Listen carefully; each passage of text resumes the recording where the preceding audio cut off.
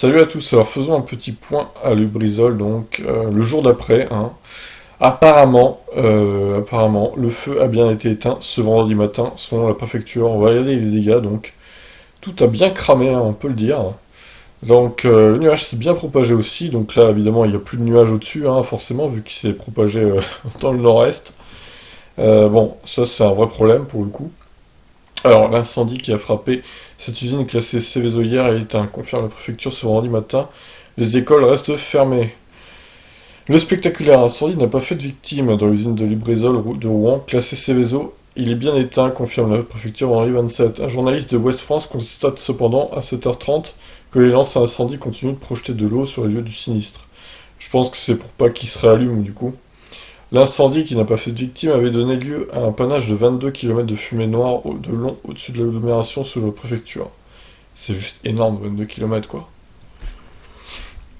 Les habitants les plus proches du site pouvaient déjà organiser jeudi en soirée à leur domicile. Les établissements scolaires des 12 communes concernées et d'une partie de Rouen resteront fermés vendredi et réouvrent lundi. Moi, je pense que c'est plus sage de faire ça, a annoncé les autorités. Par ailleurs, a expliqué le ministre de l'Intérieur Castaner, il est toujours conseillé aux personnes fragiles de ces communes de rester chez elles jusqu'à vendredi soir.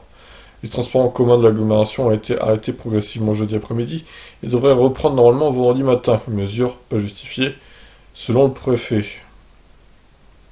Alors, ceux qui restent après l'incendie, les pompiers continuent leur travail. Alors, voyons la vidéo de Sébastien Bailly. On va mettre en plein écran. Qualité pas terrible, hein.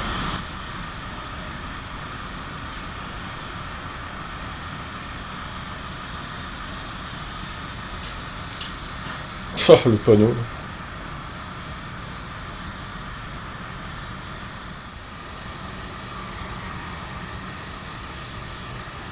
Ouais, c'est l'image de l'illustration de West France qu'on voit là.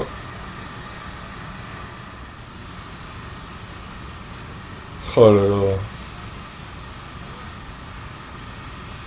Quand je pense à tous ces hydrocarbures qui se sont répandus dans la fumée, quoi. Ah, regardez, ils ont des masques, les pompiers, tu m'étonnes. Ah là là là là là là, terrible. Alors, plan Polmar déployé pour écarter une pollution de la Seine qui n'a pas été observée pour le moment, a déclaré le représentant de l'État. Il n'y a aucun risque pour l'eau potable car il n'y a pas de captage dans le secteur. Bon, c'est déjà ça. La partie affectée par l'incendie représente environ 10% du site Lubrizol, soit 1,1 hectare sur 14. Ah oui, bon, c'est pas si énorme, mais bon. Le problème, c'est quand même cette fumée, quoi.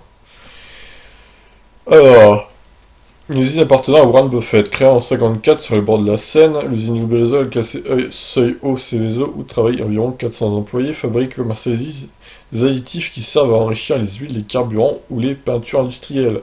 L'usine appartient au groupe de chimie américain Lubrizol Corporation, lui-même propriété de Berkshire Hathaway, la holding du milliardaire et célèbre investisseur américain Warren Buffett. Concernant cette usine chimique, le CGT a demandé dans un communiqué la transparence complète sur les risques encourus après l'incendie, s'inquiétant du niveau de sécurité dans cette entreprise où un grave incident s'est déjà produit en 2013. Alors j'ai eu des commentaires sur ma précédente vidéo disant que effectivement l'usine était mal gérée. Je vais vous faire voir d'ailleurs. Donc voyons un peu les commentaires sur la chaîne. Euh, tu, tu, tu, tu. Alors Nono, ah bon, 22h25, odeur de gasoil, hydrocarbures entre les maisons et appartements, odeur identique ce matin, 4h du matin donc. Terrible. Alors, mince, je suis descendu trop bas là. En 2013, il y a eu des fuites sur ce site. Nous serons contaminés par les particules dans l'air que nous respirons. Je ne comprends pas pourquoi les sirènes ont été déclenchées ce matin à 8h alors que l'incendie s'est déclaré à 2h30 du matin. C'est vrai. En tout cas, l'odeur n'est pas top, ça pique les yeux, le nez. On apprendra plus tard que les habitants de l'agglo sont atteints de maladies comme par enchantement. Exactement, exactement. Hélène a tout compris là pour le coup. Donc évidemment, c'est pas la première fois apparemment que il y a des incendies, enfin des incidents pour le coup sur ce site. Il n'y a pas eu de feu précédemment, mais là il y a eu des fuites. Donc, alors Congolais Kinshasa aussi.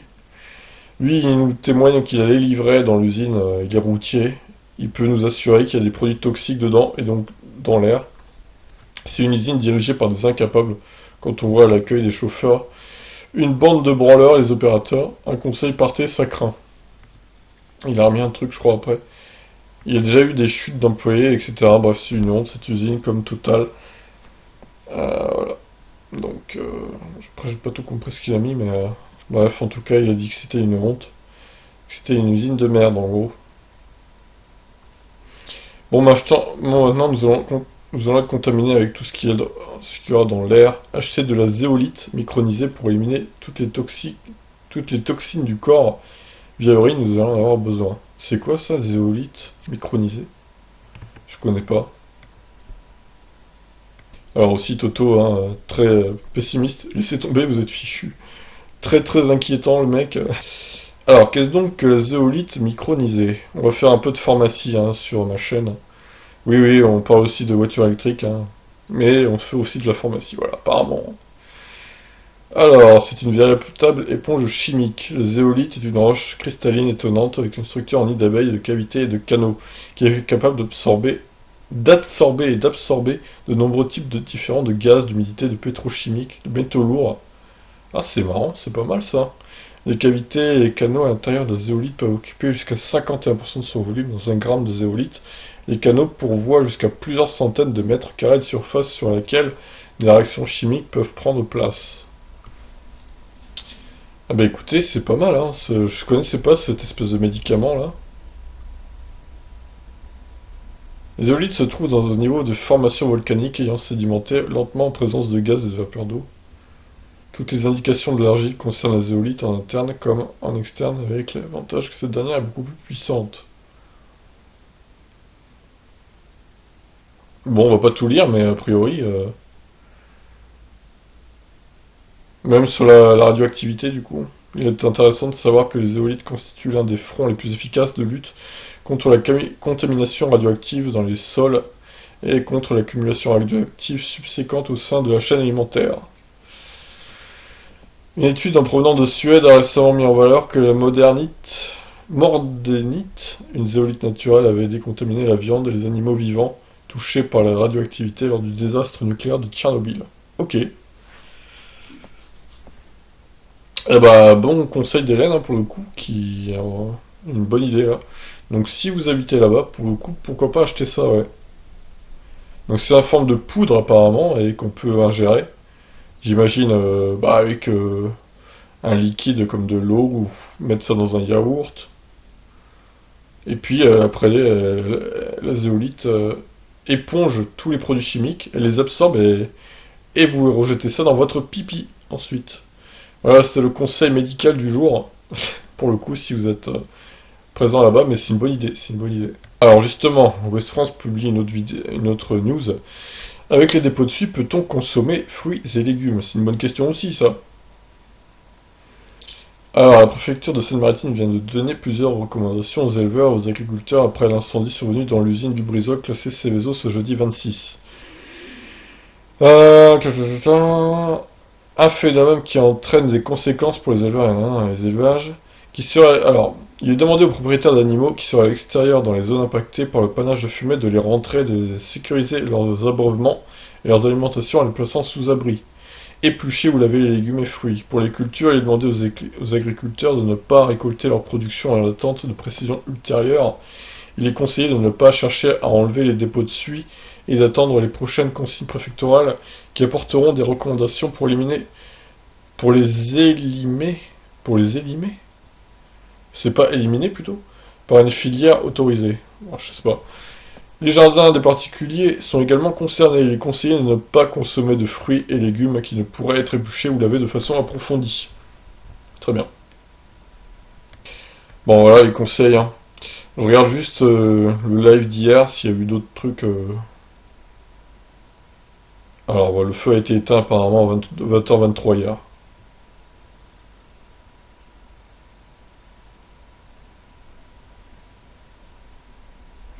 Comme disait un commentaire, hein, une odeur de gaz se fait sentir. Une odeur de pétrole du coup. La fumée était ininflammable, dépourvue d'hydrogène sulfuré et présentait des traces minimales d'oxyde de soufre. 10 personnes admises au CHU de Rouen pour des irritations de la gorge, du nez ou des yeux sont rentrées chez elles. Idem pour les chauffeurs de taxi et de bus. Ah, d'accord.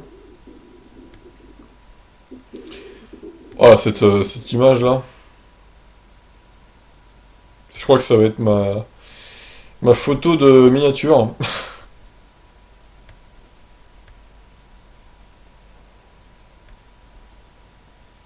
Alors, les résultats des analyses de fumée devraient être bientôt connus. On n'a pas eu de nouvelles par rapport à ça, peut-être aujourd'hui, je sais pas. Bon, bah écoutez, voilà, on a fait le tour, hein. Tout ce qui brûle n'est jamais bon à respirer. Oui, mais ça c'est clair. Voilà, bon, en tout cas, le feu est éteint. C'est déjà une bonne chose. Après, il reste les contaminations des légumes et compagnie. Pourquoi pas acheter de la zéolite micronisée comme conseil Hélène pour vous purger le corps, entre guillemets, de toutes les toxines que vous avez respirées à cause de la fumée.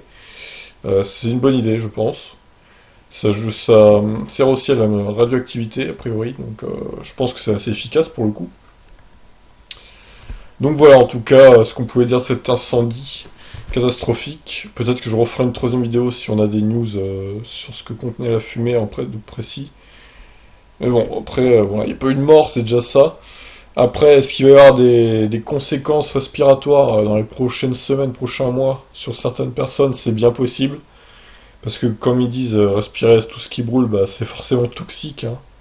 Surtout vu ce qu'il y avait là dans cette fumée, à mon avis, c'était blindé d'hydrocarbures de produits chimiques, donc rien de très bon pour les poumons et pour le reste du corps. Donc voilà, bah écoutez, témoignez-nous hein, si vous êtes là-bas, s'il y a des avancées, si ça pue toujours le pétrole et compagnie. Bon, a priori, il n'y a plus de fumée, mais bon, la fumée, elle s'est déplacée vers le Pas-de-Calais, donc ouais, c'est jamais bon quand même, hein. Sur ce, je vous laisse, n'hésitez pas à réagir. Ciao.